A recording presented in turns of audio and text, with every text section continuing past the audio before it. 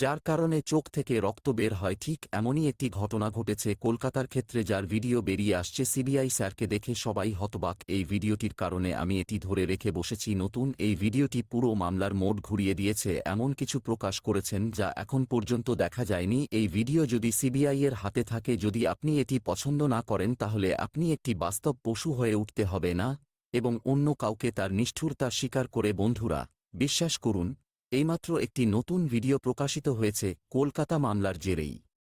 এমনটা জানা গিয়েছে পুরো সিবিআই ডিপার্টমেন্ট দেখার পর। তাই বিস্মিত গোটা পুলিশও হুঁশ হারিয়েছে।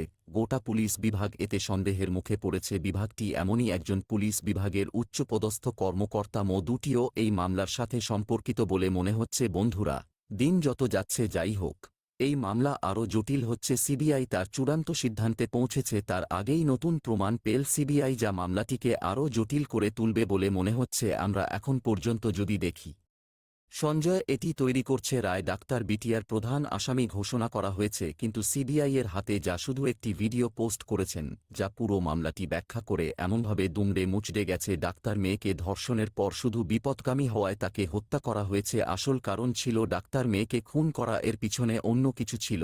বন্ধুরা, বলি, এখনও পর্যন্ত সিবিআই বহু মানুষকে গ্রেপ্তার করেছে। পলিগ্রাফ পরীক্ষা নেওয়া হয়েছে। পলিগ্রাফ পরীক্ষা চলাকালীন কিছু নতুন তথ্য এসেছে, যেগুলো সঞ্জয় রায় ছাড়া অন্যদের প্রথম হওয়ার দিকে ইঙ্গিত করছে। আমি আপনাকে বলি যে সঞ্জয় রায় সেরা নন। ভয়ঙ্কর জন্তু। আরজি কর মেডিকেল কলেজ প্রাক্তন অধ্যক্ষ সন্দীপ ঘোষ। সন্দীপ ঘোষ সে এমন এক জানোয়ার যে সে তার নিজের স্ত্রীকেও হত্যা করেছে। এর ছেড়ে যাবেন না অন্যদের জন্য। এটি সম্পর্কে চিন্তা করুন, একজন আসলে কতটা বর্বরতা করতে পারে। বন্ধুরা, আমরা মিডিয়া রিপোর্ট, এটি ছেড়ে যাবেন না অন্যদের জন্য। এটি সম্পর্কে চিন্তা করুন, একজন আসলে কতটা বর্বরতা করতে পারে। বন্ধুরা, আমরা মিডিয়া রিপোর্ট থেকে খবর পেয়েছি যে প্রতিবেশীদের কাছে জানতে চাইলে বিষয়টি জানা যায় সেই সন্দীপ ঘোষের স্ত্রীর অপারেশন হয়েছে, আর সন্দীপ ঘোষ রেগে গিয়ে স্ত্রীর পেটে আঘাত করেন, কিন্তু তাকে লাথি মারা হয়, যার ফলে তার পেটে সেলাই পড়ে ভেঙে রক্তপাত শুরু করে। তবুও এই জানোয়ারটি দেখতে থাকে, তার স্ত্রীর কষ্ট চলতে থাকে, এমনকি তার মৃত্যুতেও তার করুণা হয়নি। সেখানে রেখে গেলেও প্রতিবেশীদের কাছ থেকে পেয়েছি, প্রতিবেশীরা তার ব্যথা লক্ষ্য করেনি। এর মাঝে যখন আমরা তাকে হাসপাতালে নিয়ে যাচ্ছিলাম, আমার বউ মারা গেছে। তাই বন্ধুরা দেখো, এই সন্দীপ ঘোষ কি জন্তু। বন্ধুরা, সারা ভারতের মানুষ সন্দীপ ঘোষ ক্ষুব্ধ। তারা ফাঁসি দাবি করছে। এমনও বলা হচ্ছে সন্দীপ ঘোষ হাসপাতালে পাশাপাশি মেয়েদের ভিতরে নিয়ে আসত, আপনার বন্ধুদের কাছেও মেয়েদের আনার জন্য অগ্নিকুণ্ড তৈরি করেছিল। তার মানে এটাই প্রমাণ করে সেক্স র্যাকেট চলছে হাসপাতালের ভেতরে। ডাক্তার মেয়ে জানত কিছু একটা হচ্ছে, যিনি সন্দীপ ঘোষের গলায় ফাঁস দিতে পারেন। তাই বন্ধুদের সঙ্গে ছিলেন সন্দীপ ঘোষ একসাথে। তারা ডাক্তারের মেয়ের মতো জঘন্য বন্ধু সূত্রে খবর পেয়ে অপরাধ করেছে। সেই সূত্রেই সন্দীপ ঘোষ পৌঁছেছেন বলে জানা গিয়েছে। এমনকি মমতা বন্দ্যোপাধ্যায়ও আছেন। এ কারণেই বলা হচ্ছে সেই ধারাবাহিকতায় সন্দীপ ঘোষকে বাঁচানোর চেষ্টা চলছে। গোটা পুলিশ বিভাগকে সংগঠিত করা হচ্ছে। পুরো মামলাটি ধামাচাপা দেওয়া হচ্ছে বলে মনে হচ্ছে। এ কারণে ঘটনাস্থলে পুলিশ 4-0 দেরি করে ডার্ট সেখানে পৌঁছানোর সময় তিনি অনেক গুরুত্বপূর্ণ প্রমাণ সংগ্রহ করেছিলেন। এর বাইরে শুধুমাত্র সঞ্জয় রায়কে ডিলিট করা হয়েছে। তিনি ফাঁসিয়ে পুরো মামলাটি বন্ধ করতে চেয়েছিলেন। কলকাতা পুলিশ সেখানে ছিল, কিন্তু গুরুত্বপূর্ণ সময়ে সিবিআই এসেছে। নইলে ডাক্তার বিটিয়া মরবে না, ন্যায় বিচার হবে বলে পূর্ণাঙ্গ আশা রয়। এছে বলা হচ্ছে চিকিৎসকের মেয়েকে গ্রেপ্তার করেছে সিবিআই চলে যাওয়ার পর, কিন্তু এখন বিচার পাওয়া যাবে। বন্ধুরা, আমরা অমুক সমস্যায় আটকে যাচ্ছি। নতুন প্রমাণ পাওয়া যাচ্ছে, এমন কিছু প্রমাণও পাওয়া যাচ্ছে যাকে সিবিআই খুঁজছে, কিন্তু এখনই ডাক্তার মেয়ে তোমার এমন কিছু হয়নি, ন্যায় বিচার পেতে বাধা সৃষ্টি করছে। আচ্ছা বন্ধুরা, একটা কথা প্রমাণিত হলো, যেভাবে সন্দীপ ঘোষ ও হাসপাতালে ঢেকে রাখা ভালো লাগে, এটাই যে সন্দীপ ঘোষের সাথে এমন শক্তিশালী কেউ আছেন, শিকারী এর পিছনে রয়েছে, এবং এটিকে বাঁচানোর জন্য সর্বাত্মক প্রচেষ্টা করা হয়। তখনই সম্ভাব্য প্রচেষ্টা চালানো হচ্ছে। এমন কিছু কার্যক্রম সময়ে সময়ে করা হচ্ছে যাতে সিবিআই এর মনোযোগ ওই ব্যক্তির মামলা থেকে সরে যায়। কিন্তু সবেমাত্র যে ভিডিওটি সামনে এসেছে, এক্ষেত্রে একটি নতুন মোড় চালু করা হয়েছে। বন্ধুরা, এই ভিডিও থেকে কি নতুন তথ্য এসেছে আমরা এই ভিডিওতে জানব, কিন্তু তার আগে ডাক্তার কন্যা ও তার স্বজনদের বিচার পেতে হবে। অপরাধীরা নৃশংস, তাদের মৃত্যুদণ্ড দেওয়া হয়েছিল। এর জন্য এই ভিডিওটিতে একটি লাইক দিন। এটা অবিলম্বে সম্পন্ন হয়েছে। ভিডিও লাইক করুন। আসলে বন্ধুরা, মহিলা ডাক্তারের সাথে ট্রেনি একটি ধর্ষণ ও পরে হত্যা মামলার সঙ্গে যুক্ত গুরুত্বপূর্ণ ভিডিও প্রকাশ পেয়েছে। ভিডিও কলকাতা আর্টখার মেডিকেল কলেজের ভিতরে এমন তথ্য জানা গেছে। এই ভিডিওটি ঘটনার পরপরই সেমিনার হলের ভেতরের দৃশ্য দেখানো ভিডিও দেখা যায়।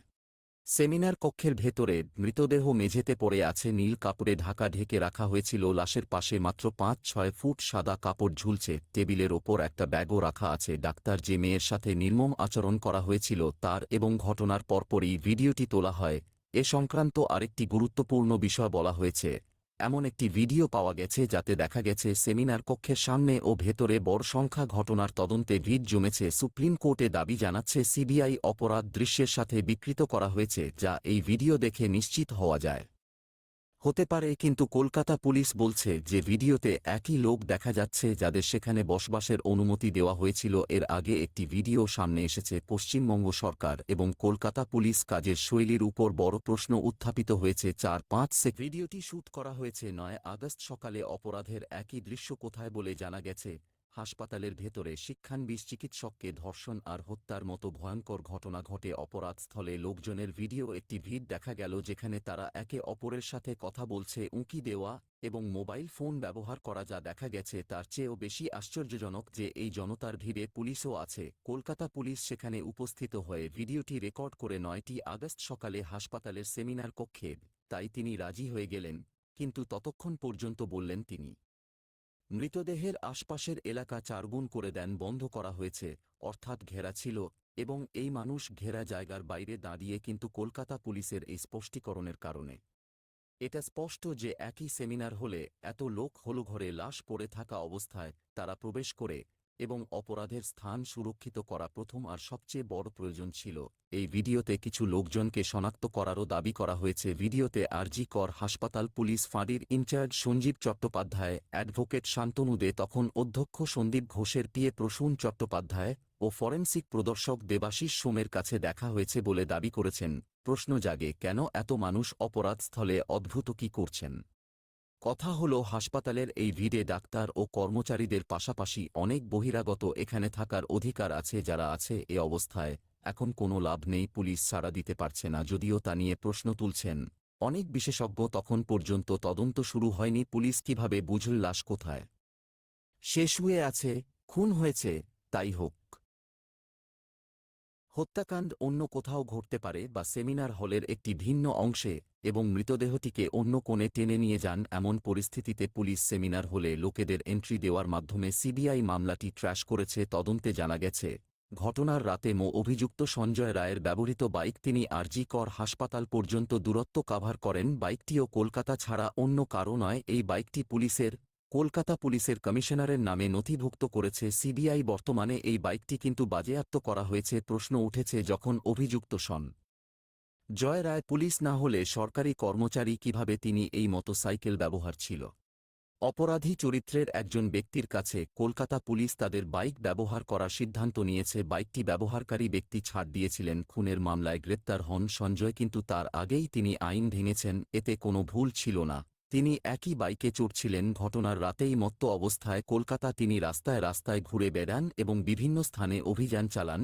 একই বাইকে হালকা এলাকাও পরিদর্শন করেছেন এবং অন্তত ১-৫ কিলোমিটারের জন্য পুলিশ লিখেছেন মদ্যপানে বাইক চালায় বলে জানান। ধরা যাক যে সিবিআই সুপ্রিম কোর্টে অভিযোগ দায়ের করেছে। আপনার স্ট্যাটাস রিপোর্টে একটি দাবি দায়ের করা হয়েছে আরজি কর মেডিকেল কলেজে। এটা অপরাধ ছিল। পুলিশ ঘটনাস্থল কারচুপি করেছে। শেষকৃত্যের পর এফআইআর দায়ের। পুরো ঘটনার সময় তিনি হাসপাতালে ছিলেন। প্রুশিয়ান সরকার মামলায় সম্পূর্ণ উদাসীন ছিল। হোয়াইট ওয়াশ করে ধামাচাপা দেওয়ার চেষ্টা করা হয়েছিল পরিবারের কাছে। ঘটনার খবরও দেরিতে জানানো হয়। অনেক চমকপ্রদ তথ্য জানিয়েছে সিবিআই। কলকাতার চিকিৎসক ধর্ষণের মামলার তদন্ত আপাতত সোর্স সিবিআইয়ের হাতে বলা হচ্ছে।